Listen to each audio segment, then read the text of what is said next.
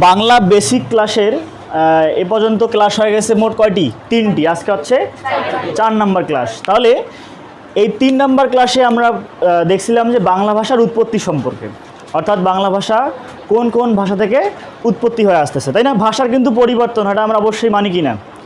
আজকে যে ভাষা আছে এটা কিন্তু কিছুদিন পর এরকম নাও থাকতে পারে। দেখা যাবে যে মানুষের মুখে মুখে আর কী হবে, পরিবর্তন হয়ে যাবে, তাই না? তাহলে ভাষার আলোচ্য বিষয় কয়টি ছিল আমাদের? মোট 4টি। তাহলে 4টি বিষয়ের একটা হচ্ছে ধ্বনিতত্ত্ব, প্রথমটাই। তাহলে আমরা আজকে ধ্বনিতত্ত্ব নিয়ে আলোচনা করব। তাহলে ধ্বনিতত্ত্বের যে মূল বিষয় সেটাকে কী বলা হয়? ধ্বনি বলা হয়। কি বলা হয়? ধ্বনি বলা হয়। ধ্বনি এর ইংরেজি কী বলো তো? সাউন্ড। এই সাউন্ড, ধ্বনির ইংরেজি সাউন্ড, আর এর লিখিত রূপটাকে কি বলা হচ্ছে? বর্ণ বলা হচ্ছে। কিন্তু লিখিত রূপ কি বলা হয়? বর্ণ বলা হয়। তাহলে বর্ণ কয়টি করে এটা অবশ্যই আমরা জানি, ছোট থেকে কিন্তু পড়ে আসি। তোমরা হয়তো ভাবতেছো যে স্বরেয় স্বরা পড়াচ্ছে আমাদেরকে, আসলে এখানে স্বরেয় স্বরার থেকে অনেক বেশি কিছুই আছে। যেমন বর্ণ মোট কয়টি? 50টি। এর মধ্যে স্বরবর্ণ কয়টি? মোট 11টি। কিন্তু তারপর ব্যঞ্জন বর্ণ কয়টি? 39টি। তা দুইটা যোগ করলে কত হয়? 50 হয়।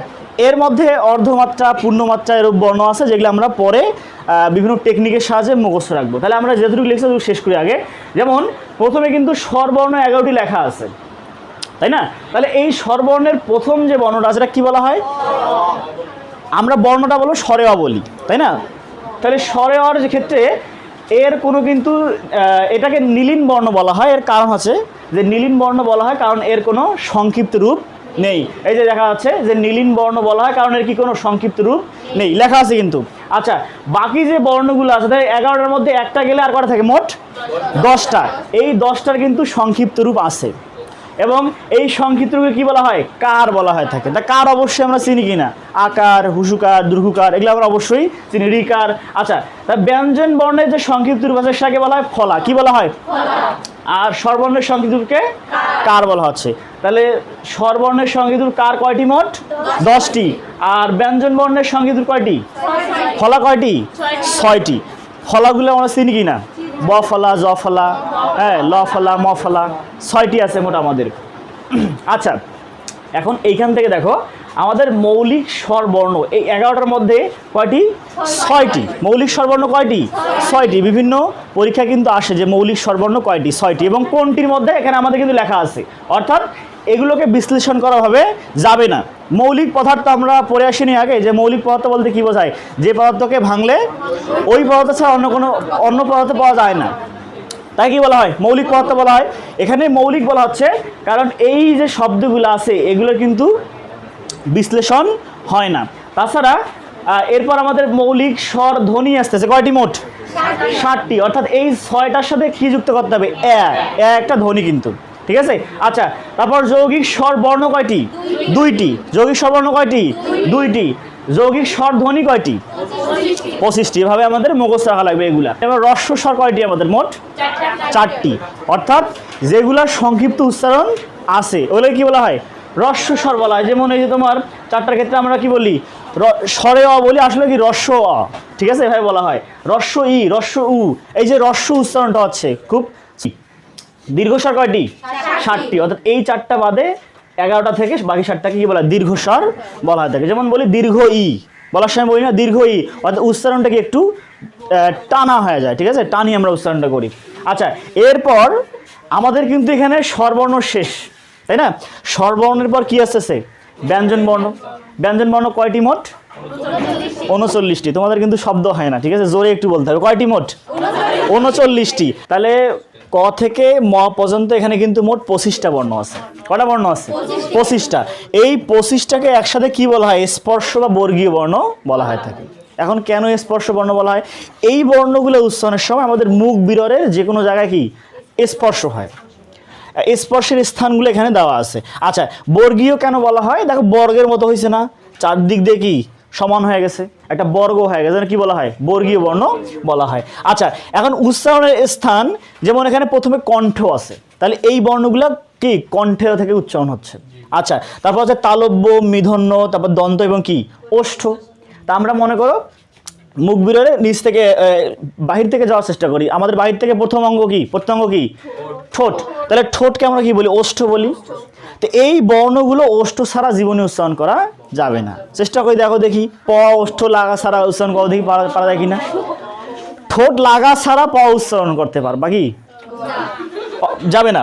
তাহলে প ফ ব ভ ম, ঠোঁট ছাড়া উচ্চারণ সম্ভব নয়। তো এই জন্য এগুলোকে কি বলা হয়?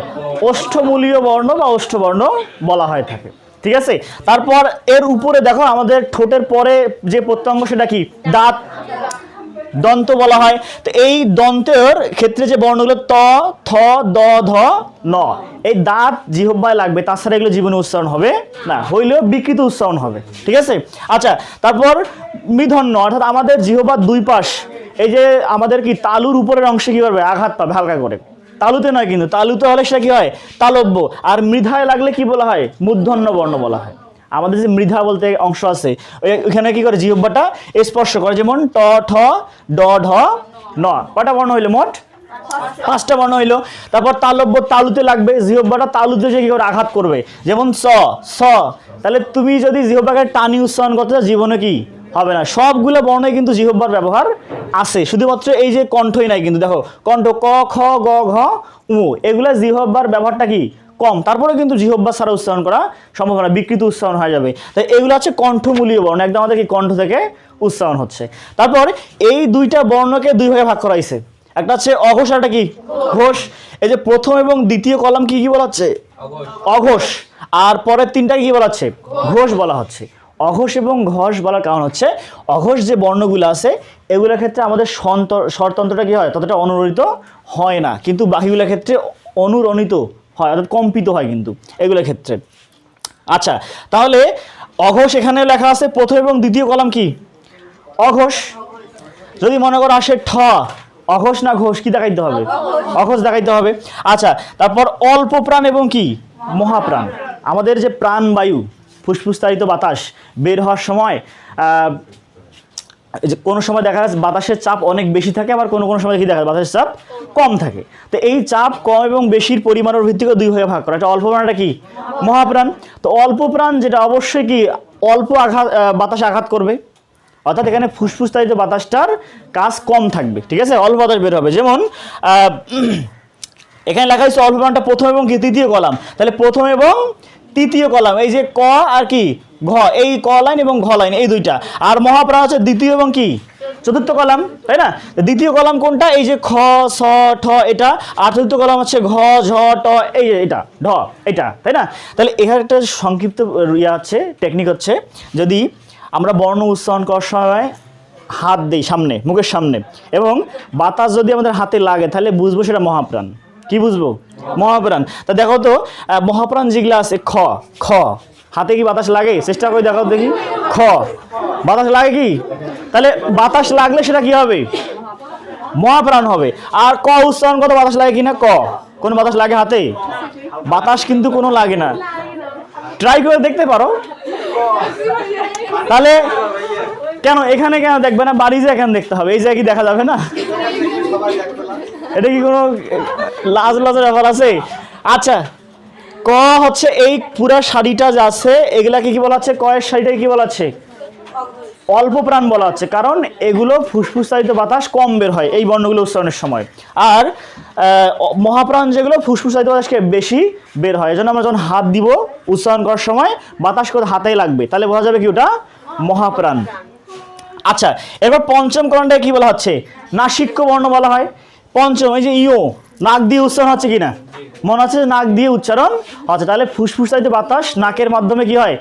বের হয়ে এই বর্ণগুলো উচ্চারিত হয়। ইও, ইও, মূর্ধন্য। হ্যাঁ, অবশ্যই নাকটা কিন্তু একটু হলে ব্যবহার হচ্ছে এই জায়গায়, নাসিক্য বর্ণ বলা হয় থাকে। তারপর আমাদের এখান থেকে সবগুলো যাওয়ার পর আমাদের আরও বাকি 39টার মধ্যে 25টা গেলে আরও কিন্তু কিছু বাকি থাকে। তো সেগুলোকে আমরা যেমন তোমার হচ্ছে জ, র, ল, ব, এই কয়েকটাকে অন্ত্যস্ত বর্ণ বলা হয়। কি বলা হয়? এখন কেন অন্ত্যস্ত বলা হয়? এই যে আমাদের এই দিকে দেখো শীষ আছে, শীষ বর্ণ, শীষ ধ্বনি আছে। এই শীষ ধ্বনি এবং স্পর্শ বর্গীয় বর্ণের মাঝে হওয়ার কারণে থেকে অন্তস্থ বলা হয়, মানে মাঝামাঝি আছে, এ ধরনের কি বলা হয় এদেরকে? অন্তস্থ বর্ণ বলা হয় থাকে। তার মোট কয়টি? 4টি। এই অন্তস্থ বর্ণের মধ্যে আবার লটা হয় কিন্তু পার্শ্বিক বর্ণ। কি বর্ণ? পার্শ্বিক বর্ণ। আর রটা হচ্ছে কম্পনজাত। র উচ্চারণের সময় জিহ্বার অগ্রভাগ কি হবে? একটু কম্পিত হবে। র কম্পিত হয় না? উচ্চারণ করে দেখো কম্পিত হয় কিন্তু। আচ্ছা, আর ল উচ্চারণের সময় জিহ্বাটা দুই সাইডে লাগবে, দুই পাশে লাগবে ল, তাছাড়া কিন্তু দুই পাশে লাগানো ছাড়া উচ্চারণ হবে না। এজন্য লকে কি বলা হয়? পার্শ্বিক বর্ণ বলা হয় থাকে। আচ্ছা, এখন এই দিকে আরো কয়েকটা বর্ণ বাকি আছে আমাদের, যেমন স, স, স, হ। আচ্ছা, এই যে তোমাদের প্রথম তিনটাকে কি বলা হচ্ছে? অঘোষ অল্প প্রাণ বলা হচ্ছে। তারপর হকে কি বলা হচ্ছে? ঘোষ মহাপ্রাণ। এবং এই চারটাকে একসাথে শীষ ধ্বনি বলা হয়। কি বলা হয়? শীষ ধ্বনি বলা হয়, বা উষ্ণ ধ্বনি বলা হয়, উমধ্বনি বলা হয়। আচ্ছা, আমাদের আছে ডয়শুন্ডর এবং কি ঢয়শুন্ডর র, যেটাকে আমরা বলি। তাহলে এদের কি বলা হচ্ছে? তারণজাত। অর্থাৎ এগুলো উচ্চারণের সময় জিহ্বায় কি তাড়নার সৃষ্টি হয়। একদম কি সৃষ্টি হয়? তাড়নার সৃষ্টি হয়। র অবশ্যই তাড়নার সৃষ্টি হবে, হালকা কম্পিত হবে। তারপর এটাকে কি বলা হয়? খণ্ডত বলা হয়, তাই না? আর এগুলো কি বলা হচ্ছে? পরাশ্রয়ী বর্ণ। পরাশ্রয়ী বর্ণ মোট কয়টা? তিনটা। অর্থাৎ এগুলো অন্য বর্ণের আশ্রয় ছাড়া কখনো নিজে নিজে ব্যবহৃত হবে না। হয়েছে কি কখনো? অবশ্যই অন্য বর্ণের আশ্রয় ব্যবহার হয়েছে, যেন পরাশ্রয়ী বর্ণ বলা হয়। আর এই চাঁদ বিন্দু বা চন্দ্রবিন্দু কি বলা হয়? অনুনাসিক্য বর্ণ বলা হয়ে থাকে। তাইলে আমাদের এই যে পুরা কি গেল? ধ্বনিতত্ত্বের স্বরবর্ণ এবং কি ব্যঞ্জন বর্ণ। এখন নিয়ে আচ্ছা, ধ্বনির ইংরেজি কি? সাউন্ড। ধ্বনির লিখিত রূপকে কি বলা হয়? বর্ণ বলা হয় থাকে। বর্ণ মোট কয়টি? 50টি। স্বরবর্ণ কয়টি? 11টি। ব্যঞ্জন বর্ণ 39টি। স্বরবর্ণগুলোর মধ্যে কাকে নীলিন বর্ণ বলা হয় থাকে? কেন বলা হয়? হ্যাঁ, সংক্ষিপ্ত রূপ নেই। স্বরবর্ণের সংক্ষিপ্ত রূপ কি বলা হয়? কার কয়টি মোট? 10টি। আর ব্যঞ্জন বর্ণের সংক্ষিপ্ত রূপ কি বলা হচ্ছে? ফলা। ফলা কয়টি মোট? 6টি। আচ্ছা, মৌলিক স্বর বর্ণ কয়টি? 6টি। মৌলিক স্বর ধ্বনি 7টি। 7টি কি কি? তাহলে 6টি প্লাস কি হবে? এ হবে। এর আগে যে 6টি ছিল তার সাথে এ যোগ হবে। যৌগিক স্বর বর্ণ কয়টি? যৌগিক স্বর বর্ণ 2টি। তারপর যৌগিক স্বর ধ্বনি 25টি। হ্রস্ব স্বর কয়টি? 4টি। দীর্ঘস্বর 7টি। তাহলে আমরা এবার ব্যঞ্জন বর্ণে আবার চলে আসি। ব্যঞ্জন বর্ণকে প্রথম 25টাকে কি বলা একসাথে? স্পর্শ বা বর্গীয় বর্ণ বলা হয়। কেন বলা হয় স্পর্শ বর্ণ? উচ্চারণের সময় কি হয়? আমাদের মুখ বিররের যে কোনো প্রত্যঙ্গেই করে আঘাত লাগে বা স্পর্শ করে। আচ্ছা, তার মধ্যে অঘোষ কোন কোন কলাম? দ্বিতীয় কলাম। ঘোষ কোন কোন কলাম? তৃতীয় চতুর্থ। অল্প প্রাণ প্রথম এবং তৃতীয়। আর মহাপ্রাণ দ্বিতীয় এবং চতুর্থ। আচ্ছা, এখন মহাপ্রাণের ক্ষেত্রে যে টেকনিকটা বললাম কি বলো দেখি? হাতে কি হবে? উচ্চারণের সময় হাতে বাতাস লাগবে। আচ্ছা, তারপর পঞ্চম কলামে কি বলা হয়? নাসিক্য বর্ণ বলা হয় থাকে। ঠিক আছে। আচ্ছা, তারপর জ, র, ল, ব এগুলো কি বলা হয়? অন্তস্থ বর্ণ বলা। অন্তস্থ বর্ণ কয়টি মোট? 4টি। লকে কি বর্ণ বলা হয়? পার্শ্বিক বর্ণ বলা হয়। রকে কম্পোজান বর্ণ বলা হয় থাকে। আচ্ছা, এদিকে আসি। এখানে আমাদের শীষ বর্ণ মোট কয়টি? 4টি। তার মধ্যে ঘোষ মহাপ্রাণ কোন 3টি? প্রথম 3টি। হ্যাঁ। আচ্ছা, আর ঘোষ মহাপ্রাণ ঘোষ মহাপ্রাণ হচ্ছে হ। আর অঘোষ অল্প প্রাণ কোনটা হবে? প্রথম 3টা। তালব্যস্য, মূর্ধন্য ষ এবং কি দন্তন্য ষ। আচ্ছা, দন্ত স বলা হয় না, দন্তন্য স বলছি আমি। তারপর তারণজাত কয়টি মোট? 2টি। এইটাকে কি বলা হয়? খন্দেক, খণ্ডত, অর্থাৎ তয়ের খণ্ডিত রূপ। আচ্ছা, অনিশ্বর, বিসর্গ এবং কি চাঁদ বিন্দু, এটাকে 3টে কি বলা হচ্ছে একসাথে? পরাশ্রয়ী বর্ণ বলা হচ্ছে। আর শেষে আমাদের কি আছে? চাঁদ বিন্দু। চাঁদ বিন্দু কি বলা হয়?